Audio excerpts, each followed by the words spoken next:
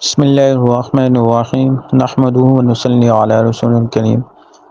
آج کل ایک نام بہت مشہور ہے، بچوں کا رکھا جاتا ہے لائبہ۔ تو فقہی لحاظ سے اس کا حکم شرعی بیان کیا جائے گا کہ لائبہ نام رکھنا چاہیے یا نہیں، اور یہ نام رکھنا اپنی بچوں کا درست ہے یا نہیں۔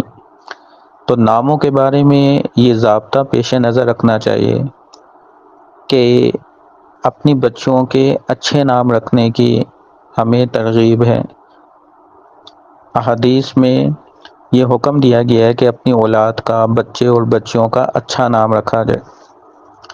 تو ناموں کے بارے میں شریعت کی تعلیمات اگر ہم دیکھیں تو یہ سامنے آتی ہیں کہ ایسا نام رکھنا چاہیے جو معنی کے اعتبار سے بھی عمدہ ہو، اور وہ نام رکھنا مسلمانوں میں معروف و مشہور ہو، یا جو بزرگ شخصیات ہیں ان کے ناموں پر نام رکھنا چاہیے۔ مثلاً بچیوں کے نام صحابیات رضی اللہ تعالی عنہن کے ناموں پر رکھنا چاہیے، یا اللہ کی جو برگزیدہ بندیاں تھیں ان کے ناموں پر اپنے نام رکھنے چاہیے، یا ایسے نام رکھنے چاہیے جو معروف بھی ہوں اور ان کے معنی بھی اچھے ہوں۔ اس اصول کو بیان کرنے کے بعد ہم دیکھتے ہیں کہ لائبہ نام رکھنا درست ہے یا نہیں۔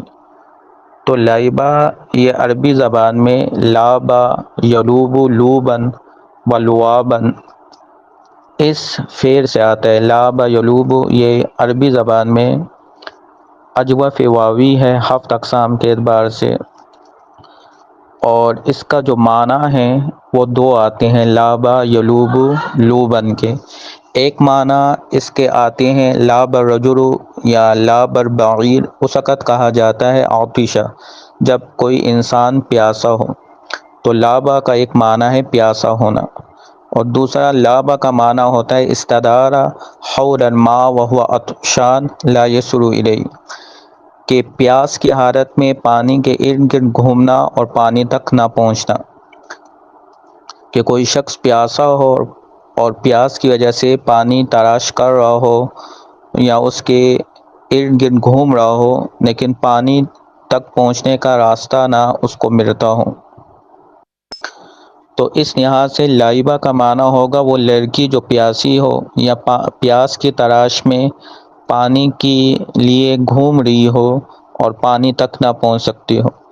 تو معنی اگر دیکھا جائے تو کوئی مناسب معنی نہیں ہے۔ پیاسی لڑکی یا پیاس کی حالت میں کسی لڑکی کا پانی کی تلاش میں گھومنا اور پانی کو نہ پانا یا اس تک نہ پہنچنا، کوئی ایسی رکاوٹ ہو کہ پانی تک نہ پہنچ سکے، تو یہ معنی مناسب نہیں ہے۔